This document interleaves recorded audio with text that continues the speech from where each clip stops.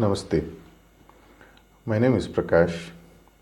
I represent the Heartfulness Institute. It's a pleasure meeting you all through this video interaction. When it comes to brain development, there is a famous humorous joke that I use in all my sessions with leaders, students, and faculties alike. There is nothing right about the left brain, and there is nothing left in the right brain. And where would the brain development come from? We all are one of the most fascinating creations in this universe. We are at the pinnacle of creation, called as human beings. The ones apparently vested with the ability to think, Homo sapiens, the ability to think, the ability to discriminate fundamentally. At a very low level of discrimination, we are the ones who can differentiate easily between what is good, what is bad, what is right, what is wrong, what is to be done, what is not to be done. At a higher levels of consciousness expansion, as you keep on expanding your consciousness, you tend to become slightly better in using this great faculty that all of us are vested with, our ability to discriminate. What made the Naren into Vivekananda? Vivekananda is a person who, through the process of discrimination, was able to attain bliss, Viveka and Ananda. The same possibility is something that exists in each and every one of us. If you look at the life cycle itself, one of the biggest advantage that we have to start with, as I said, is our ability to discriminate, which comes from your ability to think, which is one of the functions of the mind. Mind is a field, and if you're able to use this field well, it allows you to have a fertile soil through which you can sow and reap whatever you would like to do. Some of us are like the compost at the lowest end of this soil. Compost is considered a waste, something from where the waste something comes up. But even if you look at compost or a mental compost, it is something which is still useful. Even at the lowest level of evolution as a human being, we still have tremendous amount of use to our mental faculties. As the soil, which is used at the lowest level with compost, which produces fruits, trees, and everything else that you want. It allows even snails and small germs to churn and make the soil fertile. The same is true for us also. Many of us think that we are not always on the same plane as many of the evolved human beings as we see. But please remember that everyone started at the same level.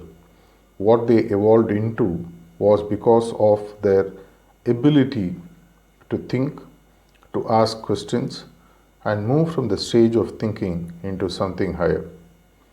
Mental compost to mental composure to a heartful composure is something that is a great possibility for each and every one of us. This journey that we can take, the potential is there in each and every one of us, is something really huge. All it needs is only two faculties to move from a mental compost situation to a state of mental composure, and then to a state of heartful composure, which moves us towards unleashing the true potential of what we are. Each and everyone has the potential. If you look at the Maslow's hierarchy of needs, which is one of the famous motivational theories from the 1940s, Abraham Maslow is one who defines the various stages of motivational needs of a human. At a very low level, he speaks about survival needs or hygiene needs, where we spend predominantly all the time in searching for food, shelter, safety, and things like that. Once we cross that stage, we move on to other needs, and finally we culminate in what is known as a self-actualization. Only in linear thinking, we need to move from one state to another. A person, unless he finishes first standard, cannot go to the second, cannot go to the third, cannot go to the fourth, cannot go to the fifth. The same is true for linear thinking people. Many of us think unless we are finished with the survival needs, we can't move to the self-esteem needs and then move up the ladder to self-actualization needs. A self-actualization is when the true potential that you are capable of, you on your own efforts are able to unleash with a little bit of assistance from outside. When it happens is when you blossom, and from a state of mental compose, you move to a state of mental composure and to a state of heartful composure, and finally you unleash the divinity within. You literally are on par with what God has made you for in this earth. This process starts fundamentally with a state of discrimination. If you don't discriminate, you continue to compose. No harm. Even there you do produce certain results. You are still useful. You still continue to exist. For every person who is born and dead, there is always something that happens in their life. When you are dead, normally what happens based on your faith, you are either buried or cremated. Let's say that you are buried, and in the place of your burial, they put something called as a tombstone. In the tombstone, typically what is engraved is the year of your birth and maybe the date and year of your death. And then they put a hyphen in between. And this hyphen symbolizes the life that you have lived in this earth during your plane of existence. Whether it's 40 years, 50 years, 60 years, 70 years, whatever lifespan you have lived, it is our duty to give meaning to that hyphen which exists from the time of our birth to the time of our death. When you look at that hyphen in the tombstone, whenever I see pictures, I always am fascinated by the possibility of every human being that has been lost in just sheer sustenance of life. When we just composed, is it what we are born for? Maybe yes, we need to survive, we need to eat, we need to live, we need to be peaceful in this plane of existence. But would that suffice? This is where the ability to discriminate comes in. Viveka is fundamentally your ability to ask questions, find out what is right and wrong. At some point of time, move up the value chain. The better levels of Viveka is when you are able to differentiate between effect and cause. Effect is when we focus on the output, whether it's right or wrong and things like that. The true Viveka is when we're able to focus on the cause. What will cause the effect? By being what I am supposed to be, which is the cause, I can create an effect which is what the world will see. If we start focusing on the cause, which is the true Viveka, which is what Naren did to become Vivekananda, the same possibility exists in each and every one of us for us to move up the human value chain. As I said, for you to think and ask questions, one of the best tools available is for you to dive within. The best of the questions that are asked, is this what I am born for? Am I going to die with this? Is it my true potential? Is there something else that I am capable of which I can become than just dying as a vegetable? When I say dying as a vegetable, just as a compost, where I have not expressed. They say that one of the best freedom that is available to human, the true freedom is to express yourself fully. It was said by a famous philosopher of 1,000 years ago. Imagine the potential, your ability to express yourself fully. Each and every one of us is given a canvas where we can use the paints and colors of our choice to paint one of the most beautiful, vivid painting of our choice, of an unlimited canvas. Why restrict yourself to 1 square inch of space and draw or paint something which does not allow you to express yourself in full? By diving inside, you start exploring the inner universe and asking questions. And this is where the tool of meditation comes in.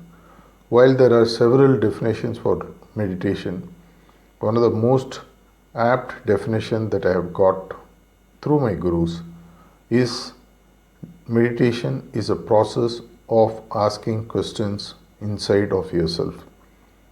And this reservoir of unlimited universal knowledge and experience which is available inside of you will start giving you the answers. And when it is aided by the pranahuti from the Guru, from the God, into your heart, the questions that you ask are now resonating with the highest universal frequency. You have no choice but to get the answers for any questions that you ask through the process of meditation.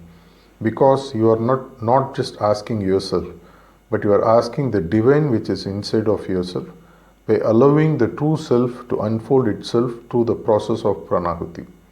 And when that happens, the true genius of every human being unfolds.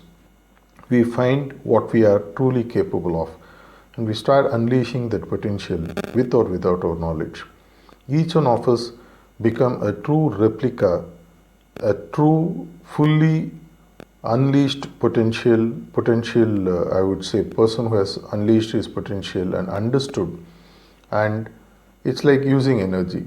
What is the point in having energy but not expanding it for what it is meant for? The same way, the process of meditation, with a little bit of help from the process of rejuvenation or cleaning and prayer, helps a lot for you to move from a state of mental compose to a state of mental composure, where you are able to look at life in a very balanced way, what we call as a sthita pragya. Irrespective of what happens, you, like a lotus leaf in a pond of water, are able to see life. Mental composure is one of the facets of people who are considered to be mentally resilient and tough. The same thing what happens to you and me happens to them as well. And because of the mental composure, a mental composure is what you build for yourself as a character. When you are able to develop the true vairagya through the process of viveka, and when, like a bird which is able to fly above and still observe what is happening, you also develop that bird's eye view. You are in it, yet you are above it. You are moving from a state of mental composed to a state of mental composure, where every facet of your mind works in resonance with the highest self which is inside of you. And if you start moving from this, you move from the state of thinking to feeling. You are able to feel what you are truly capable of, and then you start searching for that true feeling what is inside of you which is being expressed. You move to the stage of becoming, and finally you are in the state of being, which is nothing but the full expression of what the God has designed for you. Allow it to unleash.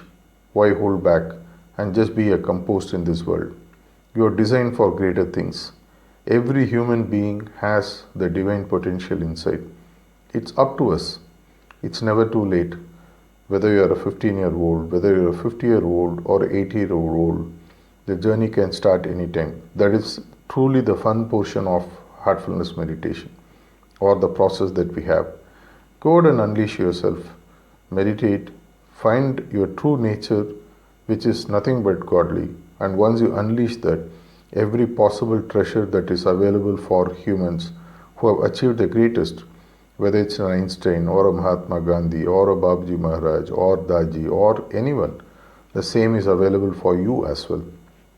We from Heartfulness Institute wish you the very best in this journey of diving deep within yourself and moving from a composed stage to a composure stage, and finally to realizing the true divinity inside, which is the greatest free gift available to each and every human.